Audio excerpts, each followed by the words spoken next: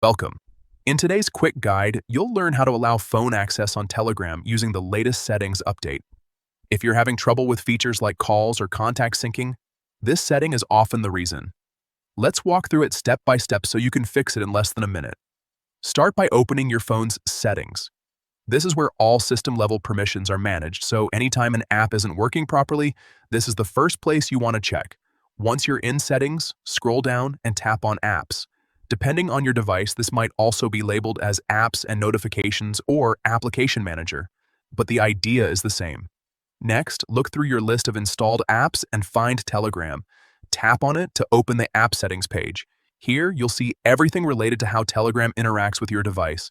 Now tap on Permissions. This section controls what Telegram is allowed to access, like your camera, microphone, contacts, and more. In the permissions list, find and tap on Phone.